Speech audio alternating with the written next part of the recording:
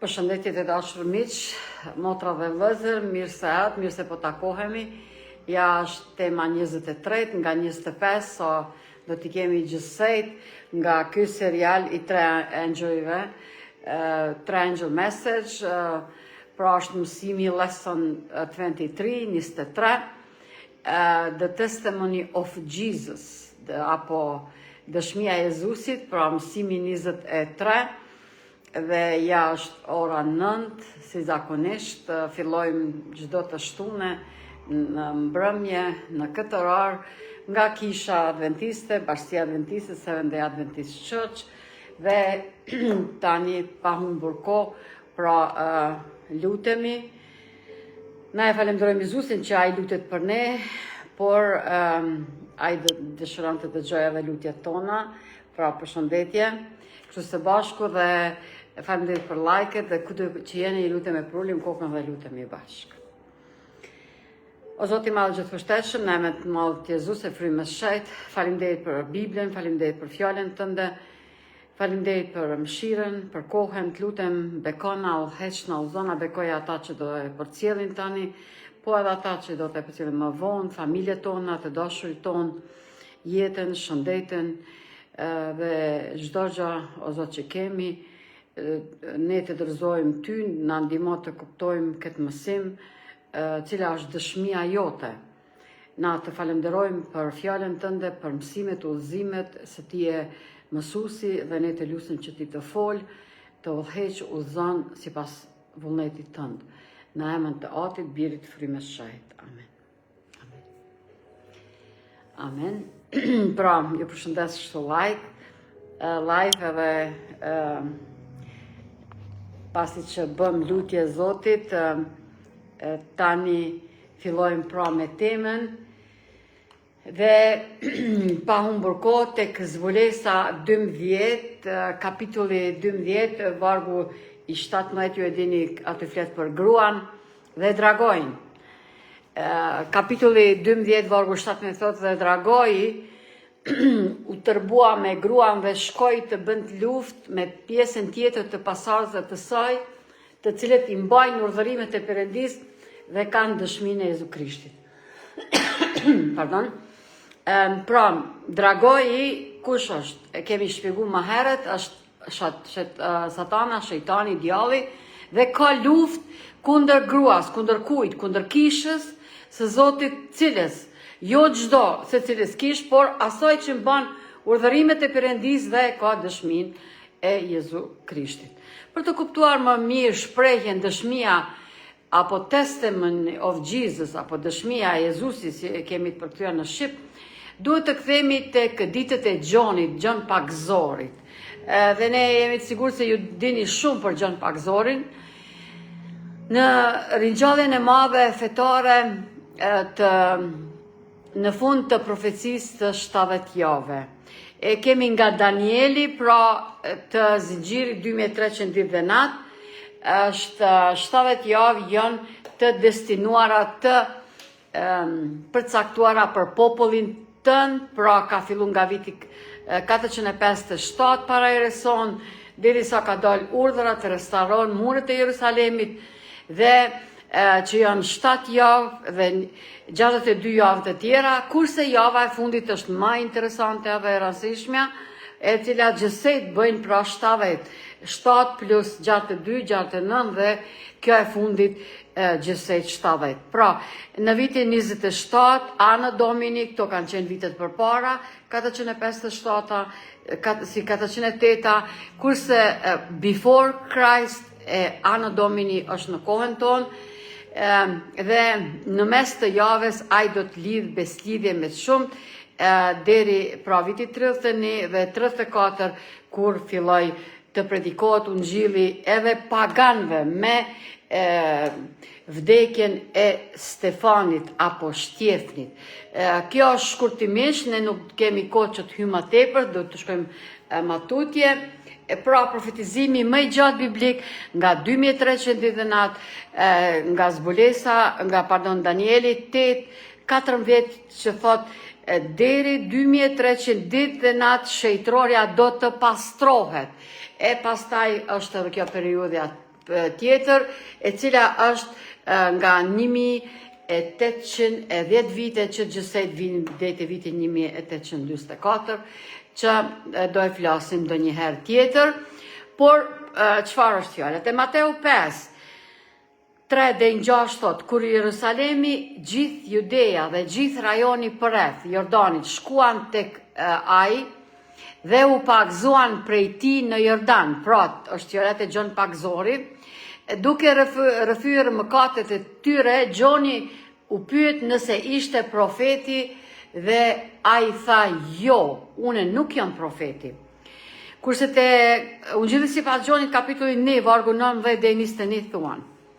Tani, kjo është dëshmia e Gjonit, kur Judejnë dërguan priftërin dhe levit nga Jerusalemi për ta pyetur kush je ti, pra Gjon, kush je ti? Atëherë ai, pra Gjoni rëfeu dhe nuk e mohoj, por rëfeu, une nuk jam Krishti. Dhe ata e pyetën, çfarë atëherë? A jeti Elia? Ai tha, nuk jam. Jeti profeti? Dhe ai u përgjigj, jo. Pra, Gjon Pagzori, njeriu i cili është saksisht të dini edhe kushëriri i Jezusit, pra nënat e tyre janë goca të tezeve, dhe Gjoni është pak muaj më i madh se Jezusi me mosh, ju kujtohet, pra i cili predikante pendimin, pendohuni sepse mbretëria e qiejve u afrua. Kush ishte ai atëherë? Ai ishte lajmëtari i Zotit. Gjoni 1:23 thot, ai tha, une jam zëri i atij që vërtet në shkretir. Çka vërtet? Shtretoni udhën e Zotit siç tha profeti Isaia. Pra, Gjoni për veti thot që une jam zëri i atij që vërtet në shkretir.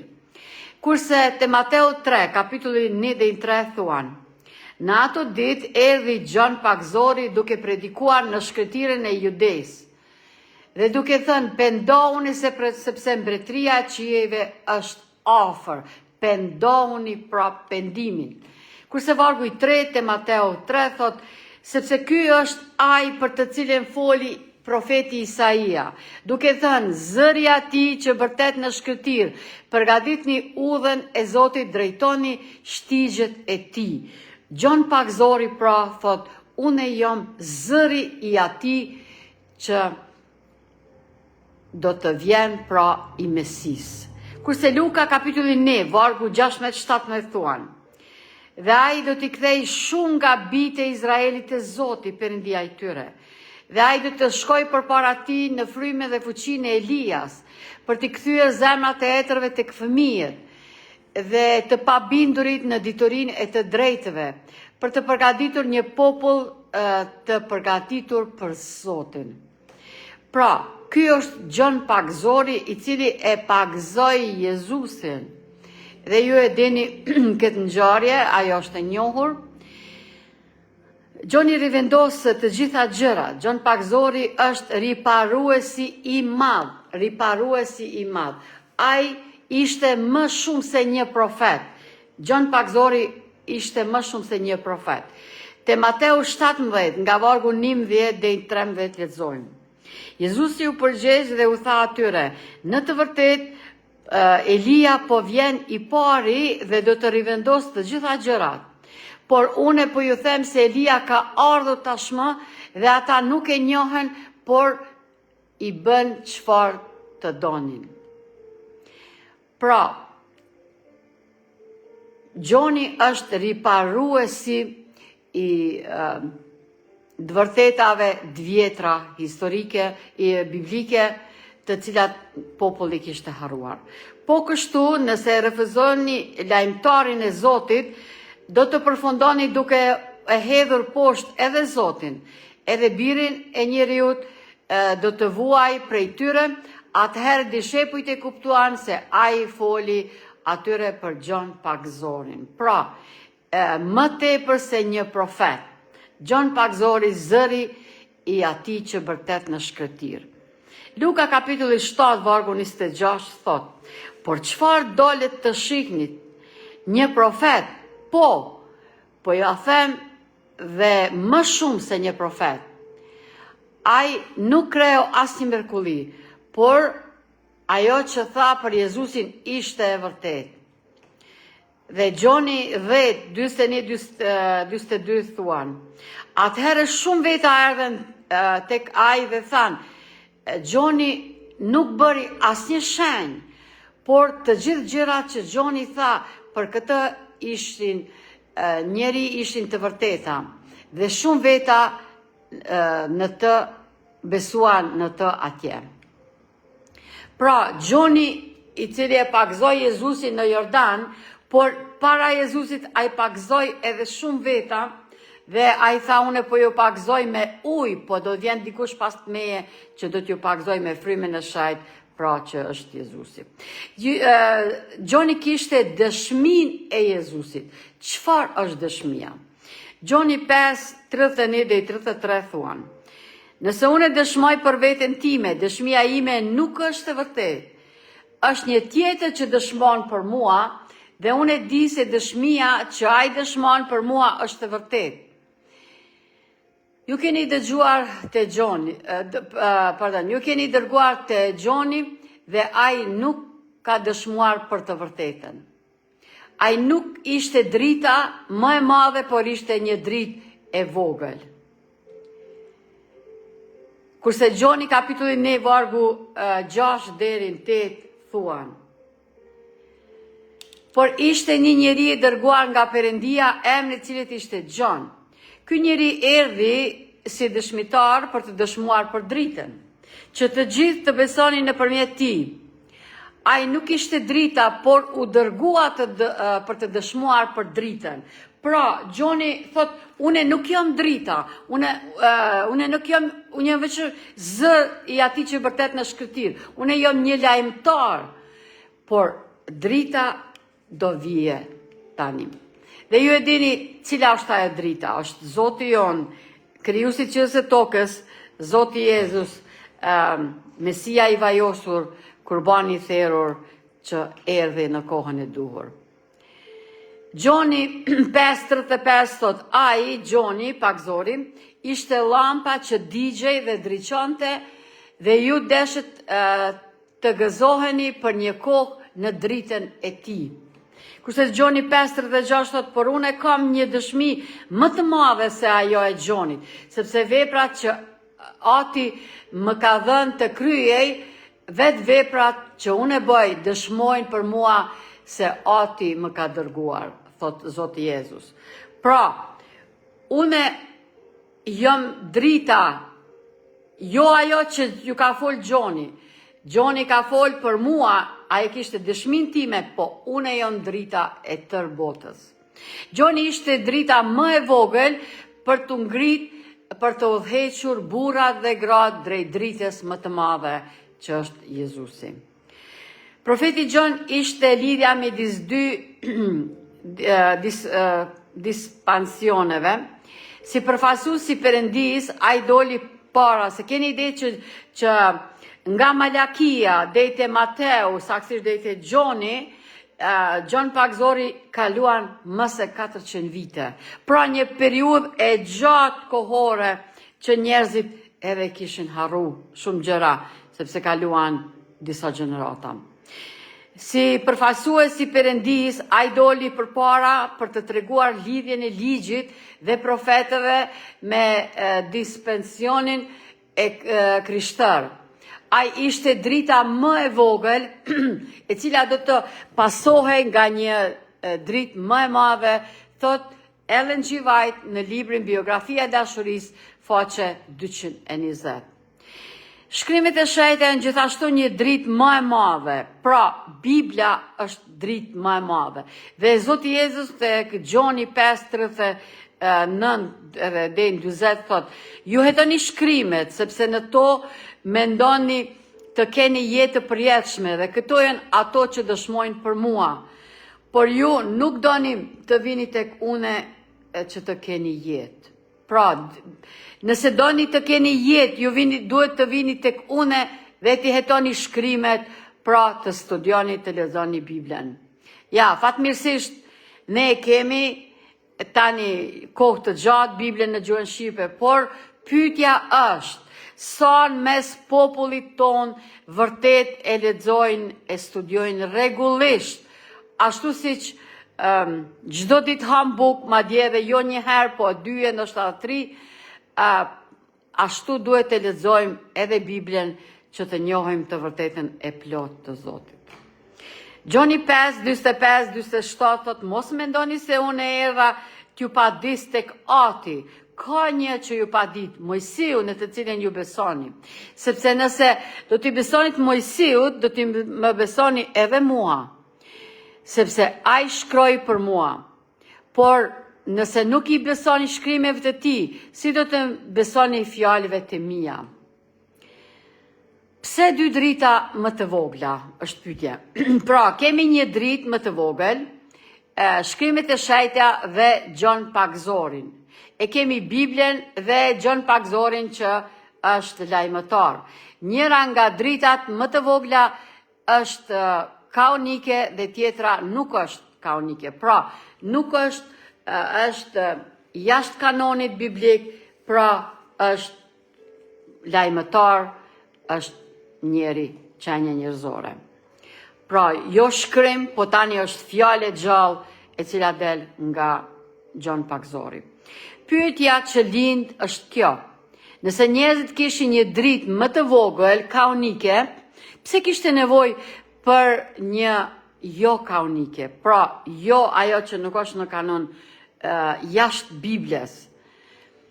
Ose, edhe një pyetje më të mprehtë, pse do të duhej atyre një dritë më e vogël nëse së shpejti do kishin dritën më të madhe në mesin e tyre? Pra, me qenë se së shpejti do të kanë dritën e mbar botërore, Zotin Jezus, i cili është drita e tërbotës.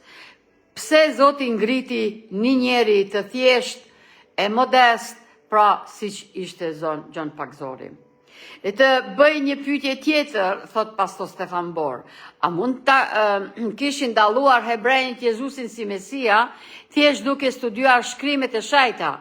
Përgjigja është një e prerë. Po, sikur ata vërtet të kishin lexuar Biblën, studiu librat e Mojsiut, librat poetike dhe profetët, ata i kishin kuptuar këto gjana mbi Jezusin, vendin ku ai do të lind, mënyrën si do të lind, jetën e tij, tradhtia, vdekja dhe çdo gjë rreth Jezusit, por mjerisht ata nuk e kishin kuptuar. Çdo ngjarje e jetës së Jezusit ishte koreografuar më parë në shkrimet e shejta, pra në Bibël. Ai do të lindte në Betlehem, thot Mikeja 5:2. Ai do të lindte nga një virgjëresh, thot Isaia 7:14. Lindja e tij do të paralajmërohej nga një yll, thot libri 4 Timoteut apo numrat 24:17. Fëmijët do të masakroheshin kur ai do të lind, thot Jeremia 31:15. Ai do të thirrej nga Egjipti, Hosea 11:1. Ai do të pakzoj ose do të vajosej kur të mbaronte java e 69, si pas profetizimit Danieli 9, Danieli 9:25. Dhe në mes të javës do të lidh beslidhje me shumë që e tham pak më herët. Ai do të kryente vepra të mrekullueshme dhe do të ishte një predikues i fuqishëm, Isaia 61:1-4. Judejt do të refuzonin mesazhin e tij, Isaia 6:9 dhe 10. Judejt do të shërbenin vetëm me buzët e tyre, Isaia 29:13. Ai do të hynte në Jerusalem mbi një gomar në mes të brehoritjeve të mëdha, Zakaria 9:9. Ai do të dëbonte këmbyesit e parave nga tempulli, Jeremia 7:11. Zeli për shtëpinë e Perëndis do ta konsumonte. Psalmi 69:9. Ai do të shitej për 30 monedha argjenti, siç thotë Zakaria 11 vargu i 13. Dishepujt e tij do ta braktisin të gjithë, thot Zakaria 13:7, ai do të vdiste me një vdekje mëkatare, si thot Isaia 53, 3-6, ai do të thoshte në kryq, Perëndia im, pse më ke braktisur, siç thot te Psalmi 21, vargu 1, duart dhe këmbët e tij do të shpoheshin, siç thot Psalmi 22:16, shorti do të hidhej mbi rrobat e tij, Psalmi 22:18, zemra e tij do të dridhej si uji, Psalmi 22:14, armiqtë e tij do ta sfidonin të zbriste nga kryqi, Psalmi 22:7-8, asnjë nga kockat e tij nuk do të thyhej, Eksodi 12:46, armiqtë e tij do ta pshtynin në fytyrë, Isaia 50 vargu 6. Pra të gjitha këto profetizime jashtëzakonisht të mëdha, pra u tregu, para lajmruan dhe vazhdoj më tutje në kryq, ai do të thoshte, kam etje, Psalmi 22:15, Psalmi 69:21, pasioni i tij do të zgjaste 3 ditë e 3 netë, te Jona 1:17, varrimi i tij do të bëhej me të pasurit, Isaia 53:9, ai do të ringjallet nga të vdekurit ditën e tretë, Psalmi 16:10, Isaia 53:9-11, ai do të ngritej në qiej, Psalmi 24, ai do të ulej në të djathën e Atit, Psalmi 110:1-4. Pastor Boni pyet edhe një herë, a mund të kishte qenë të gatshëm hebrejnë të pranonin Jezusin si Mesia, thjesht duke studiuar shkrimet e shenjta? Përgjigjja është një po e fuqishme. Pa tjetër, sikur ta kishin studiuar Biblën si duhet, ata i kishin kuptuar të gjitha këto pika të cilat posa i numruam. Njerëzit ishin në errësirë, problemi është se ata po i keq interpretonin shkrimet, veçanërisht profecitë sipas dëshirave të zemrave të tyre egoiste. Në fakt, gjatë periudhës midis beslidhjeve, populli u gjend në një errësirë të madhe. Mateu 4:16 thot, populli që rinte në errësirë pa një dritë të madhe dhe mbi ata që rinin në krahinën dhe në hijen e vdekjes agoj drita. Kurse Luka kapitulli 1 vargu 78-79 thot, nëpërmjet mëshirës së butë të Perëndis ton, me cilin agimi nga lartë na ka vizituar, për të dhënë dritë atyre që rrinë në errësirë dhe në hijen e vdekjes, për të udhëhequr hapat ton në rrugët e paqes. Njerëz kishin nevojë për një dritë më të vogël për të udhëhequr drejt dritës më të madhe, që është Zoti Jezus. Andaj roli i Gjon Pagzorit nuk ishte të sillte dritë të re, jo, asnjëherë, përkundrazi, të drejtonte vëmendjen e njerëzve drejt dritës së dhënë tashmë. Ai duhej të zgjonte interesin në studimin e profesive të dhjatës së vjetër. Ja, kemi foto Gjon Pagzorit, nuk ju kujtohet. Në fund të fundit, Gjon Pagzori përputhej në mënyrë të përkryer me përshkrimin e paradental që të përgatitej udhën e përmesin. Njerëzit duhej të kishin shkuar shkrimeve të shenjta atëherë për të gjetur detaje si të prisnin ardhjen e Mesis. E shini pra se ata që pretendonin të ishin populli Perëndis dhe mburreshin se kishin dhjatën e vjetër, po shkelnin çdo parim të fjalës së Perëndis. Ata dekretonin se po prisnin Mesian. Ata dekretonin se e donin Perëndin. Ata dekretonin se ishin në marrëdhënie të ngushtë me Perëndin.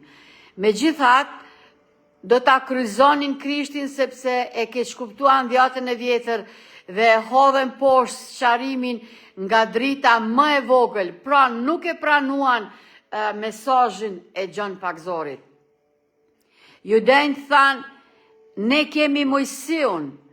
por ata nuk e kuptuan Mojsiun sepse nuk e pan Jezusin në shkrimet e Mojsiut. Ata mburreshin me njohurinë e tyre për shkrimet e shejta, por megjithatë nuk i kuptonin ato fare. Gjoni u thirr për të tërhequr vëmendjen e atyre të shkrimet e shejta që ishin dhënë tashmë.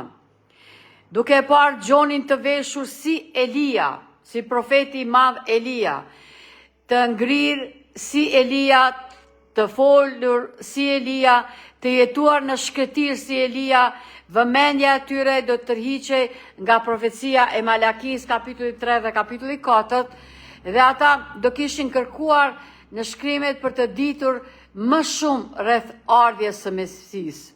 Gjoni i ndriçoi profecit e dhjatës së vjetër rreth Mesias. Ai e paraqiti Jezusin si qengji Perëndis, ja qengji i Zotit i cili mor mëkatet e botës.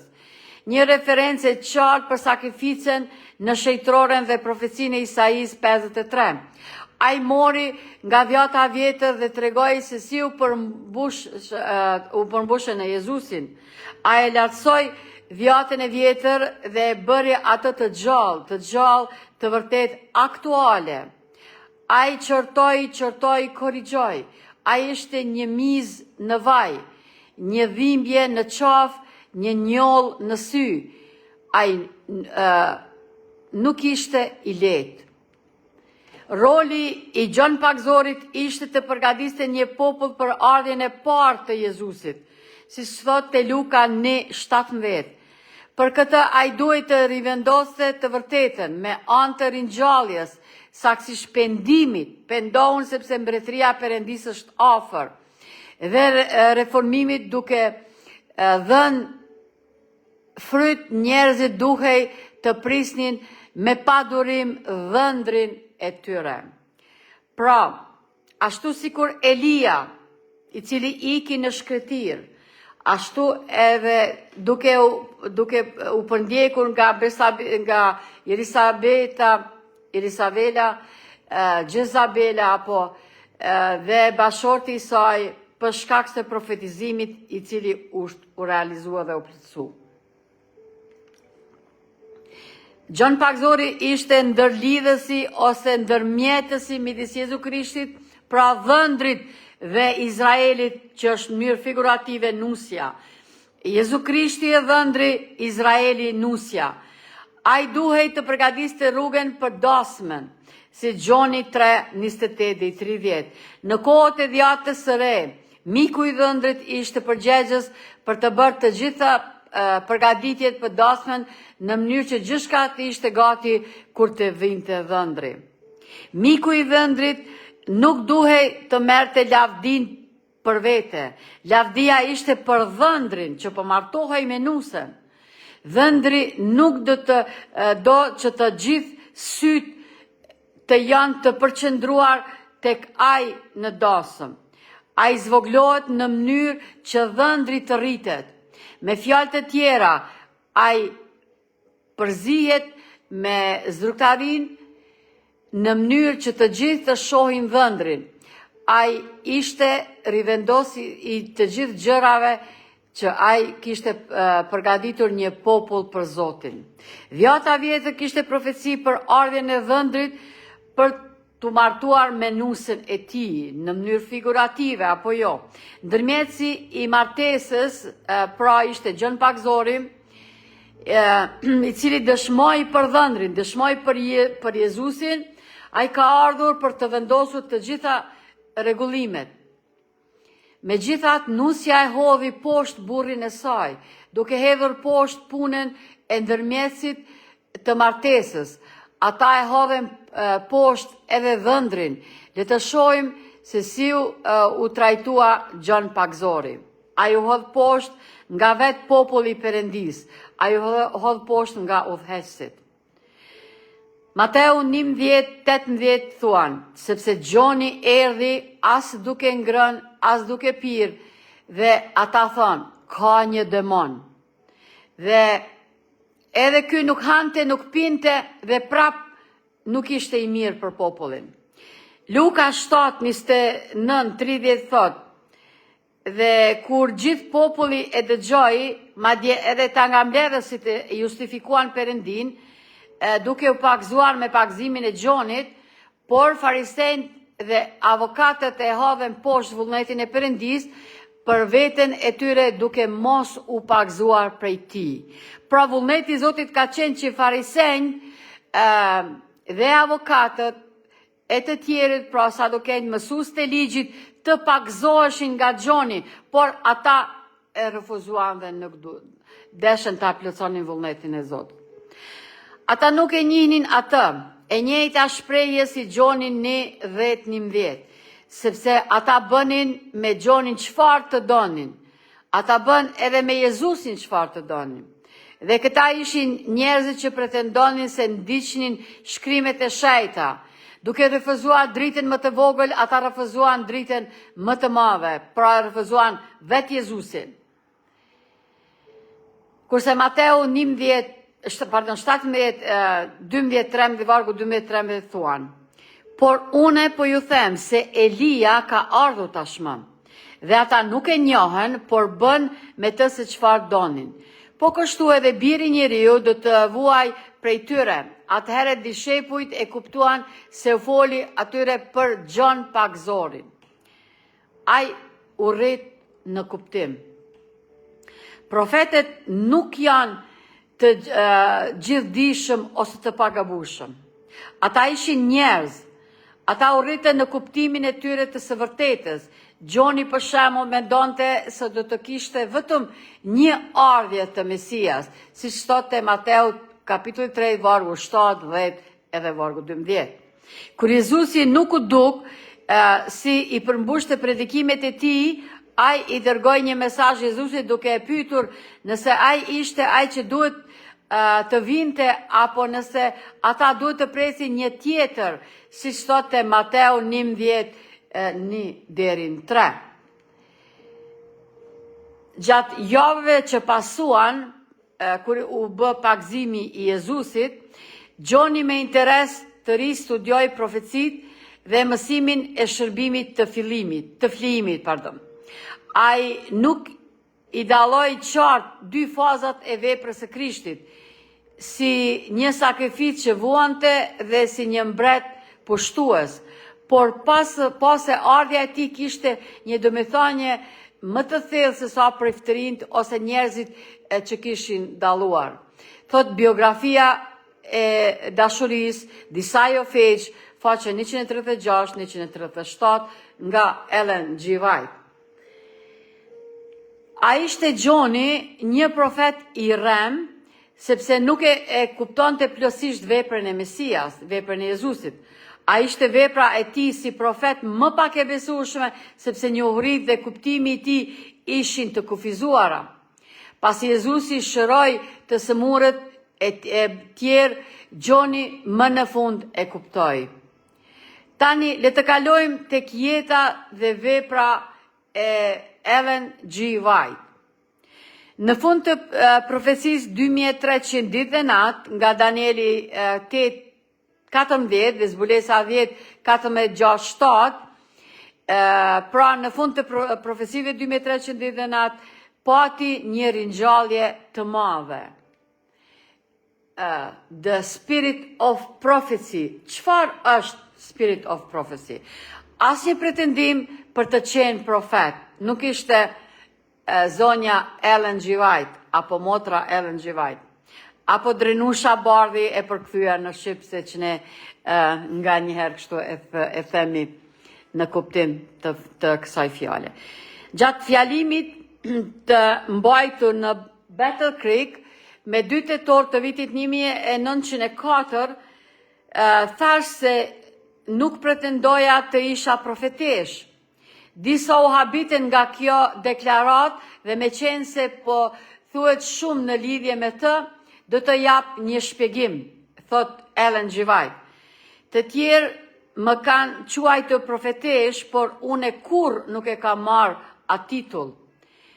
Nuk kam ndjerë se ishte detyra ime të emërtoja veten kështu. Selected Message faqe 36.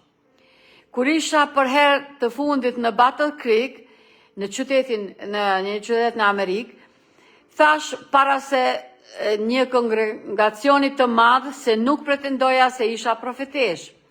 2 herë u referova kësaj çështje duke synuar çdo herë të thoja. Nuk pretendoj se jam profetesh. Nëse fola ndryshe nga kjo, le të kuptojnë të gjithë tani se ajo që kisha në mendje të thoja ishte se nuk pretendoj titullin e profeteshës, e profetës apo profeteshës. Selected mesazhet të përzgjedhura faqe 35. Ellen G. White thot për veti se ishte lajmëtare. Pra, Ellen G. White ishte lajmëtare. Por puna ime ka mbuluar kaq shumë linja, sa nuk mund ta quaj veten ndryshe nga një lajmëtare e dërguar për të quar një mesazh nga Zoti te populli i tij dhe për të ndërmarr punën në çdo linje që ai tregon. Mesazhet e përzgjedhura faqe 34. Në rinin time vazhdon Ellen G. White, në rinin time me pyetje më pyeten disa herë, a je profete? Gjithmonë kam përgjigjur, une jam lajmëtarja e Zotit. E di që shumë më kanë quajtur profete, por une nuk kam pretenduar për këtë titull. Shpëtimtari im më shpalli të jam lajmëtarja e tij. Selected message faqe 32. Ellen G. White ishte akuzuar për moskryrje të mrekullish. Ajo vazhdon në librin Selected Message faqe 53-54 që thot: disa deklarojnë mosbesimin e atyre në veprën që Zoti më ka dhënë të bërë, sepse siç thon ata, zonja Ellen G. White nuk bën mrekulli, por ata që kërkojnë mrekulli si një shenjë të udhëzimit hyjnor janë në rrezik të madh mashtrimi. Ellen G. White kishte dëshminë e Jezusit. Ashtu si që thot zbulesa 12, 17, zbulesa 19, 10 dhe 22, 9. Zbulesa 12, 17 thot: dhe dragoi u tërbua me gruan dhe shkoi të bënd të luft me pjesën tjetër të pasardhësve të saj, të cilët mbajnë urdhërimet e Perëndis dhe kanë dëshminë e Jezu Krishtit. Pra, cila është karakteristika e grus apo kishës së grus e veshur në bardhë dhe që ka kuroren me 12 yje dhe hënën në këmbët e saj. Pra, është kisha e Zotit e cila i ka urdhërimet e Zotit, 10 urdhërimet, jo 9 apo 8 apo nuk e di sa, ashtu si që thuan ne i mbajmë urdhërimet e Zotit, por nuk e mbajmë ditën e shtune, çka nuk është sipas Biblës. Dhe dëshmin e Jezusit. Kurse zbulesa 19-10, ja, vargun që e paralemru unë thot. Dhe unë e Gjoni, pra Gjoni është duke folur, rash në këmbët e tij për të adhuruar, por ai më tha, shiko se mos e bën këtë, unë jam bashkëshërtorja jote dhe e vëllezërve të tu që kanë dëshminë e Jezusit, adhuro Perëndin, sepse dëshmia e Jezusit është fryma e profecisë. Pra, dëshmia e Jezusit është fryma e profecisë. Kurse zbulesa 22 vargu 8 dhe 9 thot: Gjoni, i cili jo pak zori, Gjoni apostull, i cili e shkroi pra zbulesën, unë e Gjoni pash dhe dëgjova këto gjëra. Dhe kur dëgjova dhe pash rash për të adhuruar para këmbëve të engjullit që më tregoi këto gjëra, atëherë ai më tha, shiko të mos e bësh këtë, sepse unë jam bashkëshërptori yt dhe i vëllezërve të tu, dhe i atyre që i mbajnë fjalët e këtij librit, adhuro Perëndin. Jam bashkëshërptori i vëllezërve të tu, e profetëve që i mbajnë fjalët e këtij libri. Vepra e Ellen G. White ishte shumë e madhe se ajo e një profeti konvencional. Puna ime përfshir shumë tepër se sa nën kupton fjala profet, thot në librin Mesazhet të zgjedhura e faqe 32. Porosia ime përfshin punën e një profeti, por nuk mbaron këtu. Përfshin shumë më tepër se sa mund të kuptojnë mendjet e tyre që kanë mbjell farat e mosbesimit. Mesazhet të zgjedhura faqe 36. Vepra ime përfshin shumë më tepër se sa nënkupton ky emër.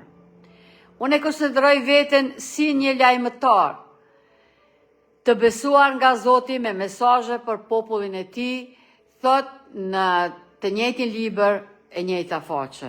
Ellen White, pra Drenusha Barri, siç e themi në shqip, i përkthyer ky emër, ishte një dritë më e vogël për të udhëhequr burrat dhe gratë drejt dritës më të madhe që është Zoti Jezus. Pak vëmendje i kushtohet Biblës dhe Zoti ka dhënë një dritë më të vogël për të udhëhequr burrat dhe gratë drejt një drite më të madhe. Selected Message faqe 30. 2 drita më të vogla.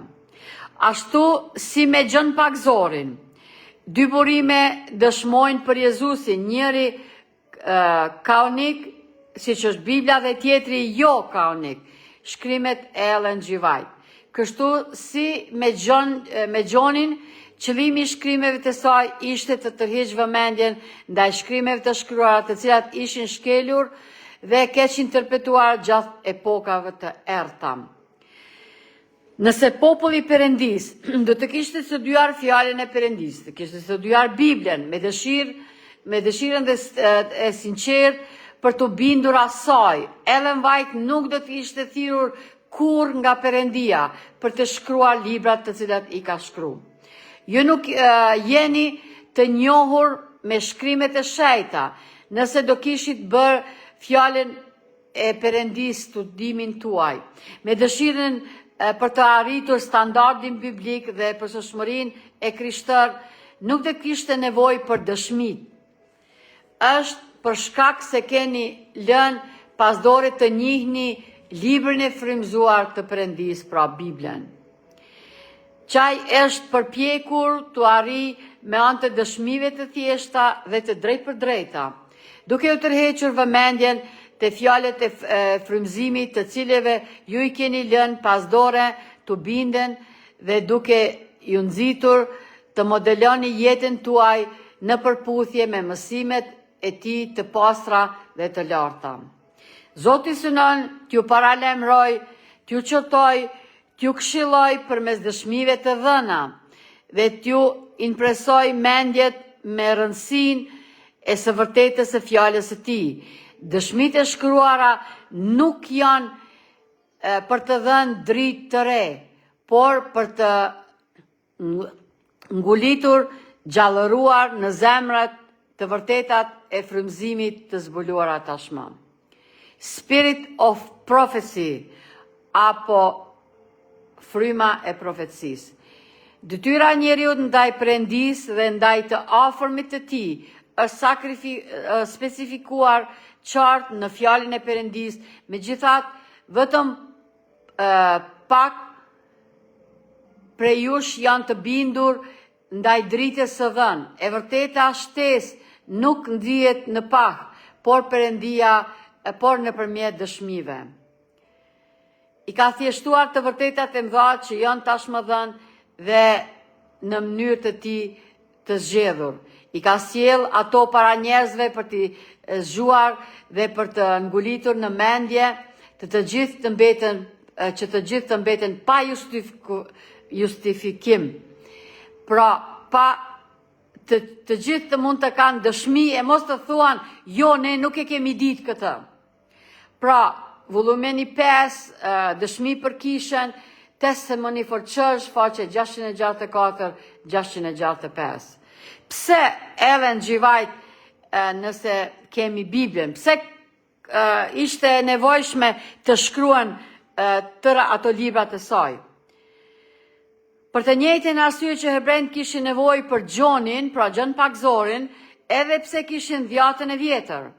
Prap ishte nevojshme që dikush t'ja thot personalisht. ata nuk e kuptonin ose nuk i bindeshin asaj kurse kështu që Perëndia në mëshirën e tij u dha atyre një dorë ndihme duke i thjeshuar dhe aplikuar të vërtetat që janë dhënë tashmë. Ellen G. White nuk është një burim drite e re, por përkundrazi ajo që aplikon dhe thjeshton dritën e vjetër. Ellen G. White aplikon, zmadhon, shpjegon, sqaron, korrigjon, ndriçon, thjeshton. Këto janë librat, disa nga librat, ndoshta edhe të gjithë, që ne i kemi në Shqip nga Ellen G. White.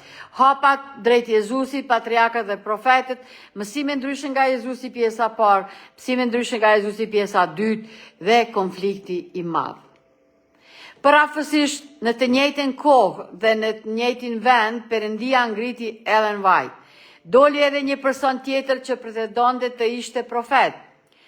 Ai thuhet se gjeti disa pllaka ari në Palmaj të New Yorkut dhe të shkruara në egjiptishtën e lashtë, të cilët i përktheu në anglisht.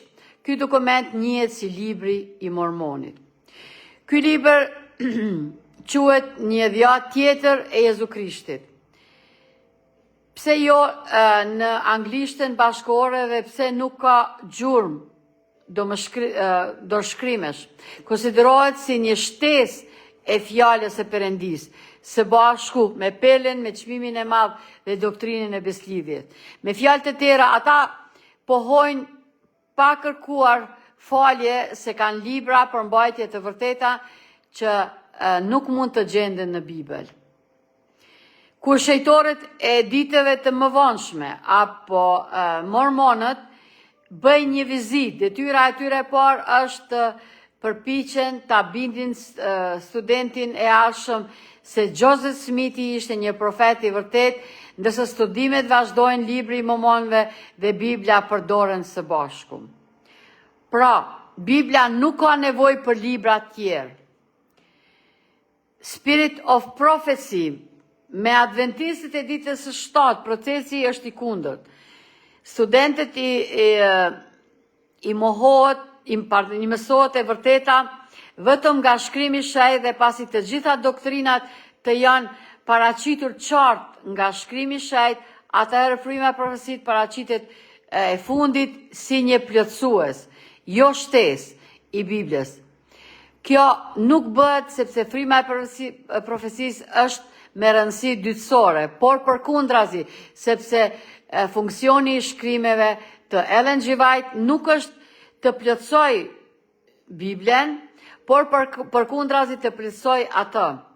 Ellen White e zmadhon, shpjegon, aplikon, thjeston dhe nxjerr në prag të vërtetat e mëdha të shkrimit shenjtë, por nuk shton asnjë të vërtetë të re. Ellen White është si një teleskop ose mikroskop. Mikroskopi nuk krijon yje, por përkundrazi na ndihmon t'i shohim më qartë. A është e mundur që shumë veta në Kishën Adventistit e ditës së 7 sot, të cilët thonë nuk kam nevojë për Ellen G. White sepse kam Biblen, po shkelin vërtet çdo parim të fjalës të shenjtë të Perëndisë.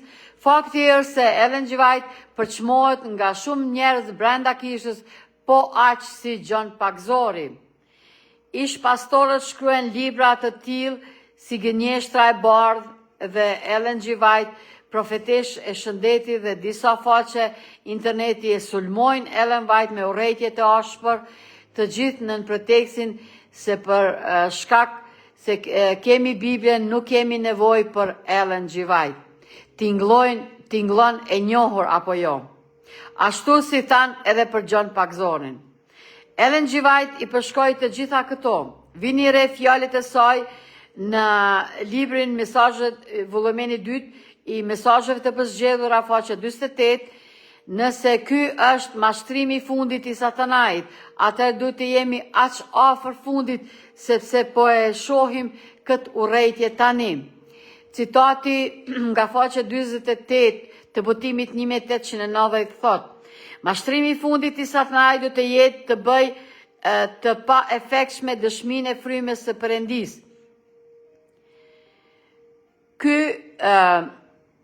Ku nuk ka vizion, populli humbet, thot të fjalët e urta 29-18.